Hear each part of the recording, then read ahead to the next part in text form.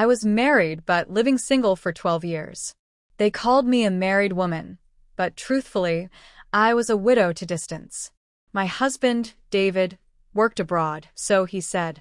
12 years of marriage, 12 years of empty beds, and 12 years of whispered promises across bad connections.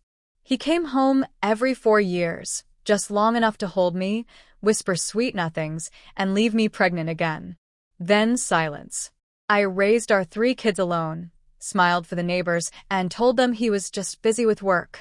But at night, when the house was quiet, I cried into my pillow and wondered, was I married to a ghost or just a lie in a suit? Every time David called, my heart jumped. But the calls always ended the same. Monica, I have to go, meetings are starting. He sent money on time, gifts for the kids, and pictures of hotel rooms that all looked the same. I wanted more than money. I wanted him. The last time he visited, he kissed me like a stranger and left before sunrise. I caught my reflection in the mirror, beautiful but fading. I promised myself that one day I'd stop waiting.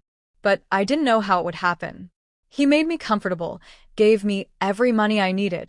He told me he was working for us. How much longer can I continue living single?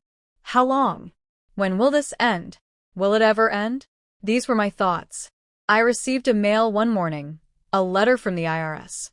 It mentioned joint accounts, foreign assets, and a spouse's property claim. But the address listed wasn't mine.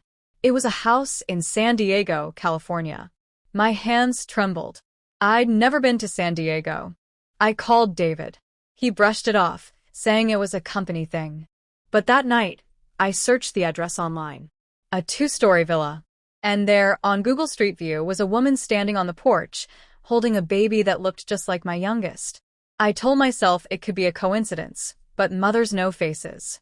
That child had David's eyes. For the first time in 12 years, I booked a flight without telling him.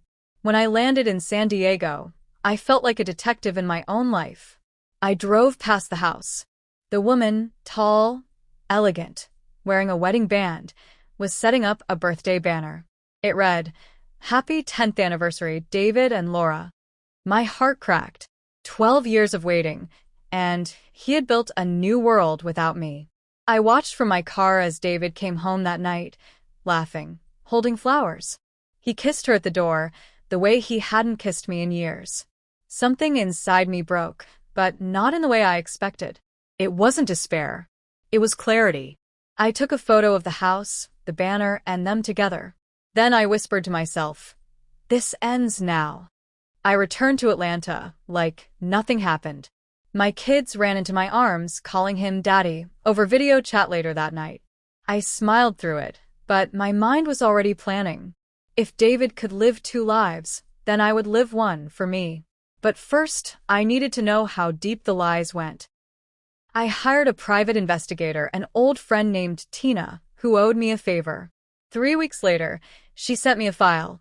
Offshore accounts, real estate in California, even a life insurance policy listing Laura Martin as spouse.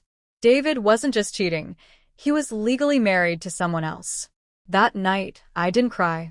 I poured a glass of wine, looked at my reflection, and said, "Monica Harris, you've been too quiet for too long."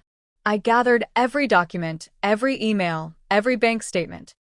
I started working overtime, saving quietly. For 12 years, I was the background of David's story. But now I was going to rewrite the script. When David announced he'd be visiting Atlanta for a week, I smiled sweetly and said, "I'll make your favorite pot roast." He arrived, all smiles and gifts. But this time, I looked at him differently. That night, while he showered, I slipped his phone from his pocket. He had 2 phones, and one had hundreds of pictures of Laura and their children.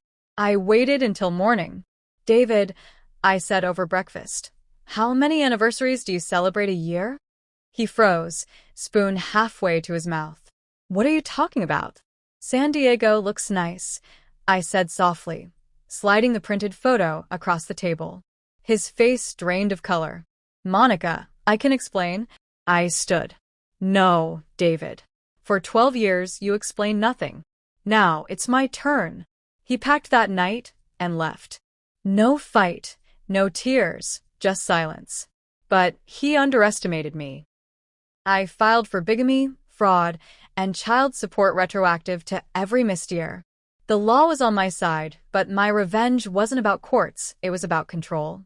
With the help of Tina, I traced one of his properties, a small business in my name that I had never heard of. Turns out, David had been funneling money through me to avoid taxes. Ironically, that meant half of everything he owned legally belonged to me.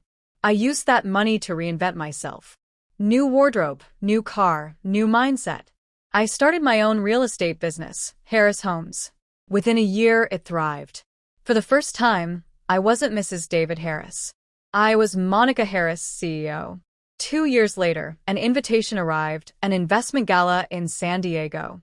Guess whose name was on the guest list? David and Laura Martin. I smiled. It was time to meet the other woman properly. When I walked into that ballroom, David's eyes widened like he'd seen a ghost. "Monica," he whispered. Laura turned confused. I smiled warmly. "Hello, Laura. I believe we share a husband." The entire room went silent. Within a week, his world crumbled. His company froze his accounts, Laura left him, and the story hit local media. Businessman exposed for double life. David called me crying. I told him calmly, "Now you know how it feels to live alone while married." He lost everything, his contracts, reputation, even his passport under investigation. But my revenge wasn't about destruction. It was about redemption. For me, and for every woman who had ever been left waiting. I moved to California, not to escape, but to expand my company. Funny enough, one of the properties I bought was a foreclosure, David and Laura's former home. When I signed the deed, I walked through their old living room, now empty. I whispered, "This is what you built on lies." Then I turned it into a women's shelter for single mothers. Months later, my shelter was featured in a magazine. The headline read, "From abandoned wife to empowered founder." I didn't need David's apology. My success was louder. David called from a cheap motel. "Monica, I have nothing left," he said. I replied softly, "Neither did I once. But I built something from it. You can too." Then I hung up. My children eventually learned the truth. I told them, "Your father made mistakes, but we won't carry his shame." We healed together, stronger than ever. Years passed. I was invited to speak at a women's empowerment conference in San Diego. As I looked out over the crowd, I saw Laura, now working with my shelter program. We hugged. No bitterness left. My story became more than revenge. It became freedom. I realized the sweetest justice wasn't his downfall. It was my rise.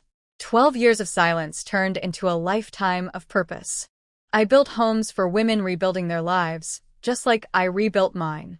And every evening, as I lock my office, I whisper to the sunset. I was married but living single until I married myself to peace. Moral. Sometimes revenge isn't destroying the one who broke you. It's becoming everything they said you couldn't be. Thank you for listening to my story. If you're new to my channel, please subscribe to see more interesting stories. Thank you.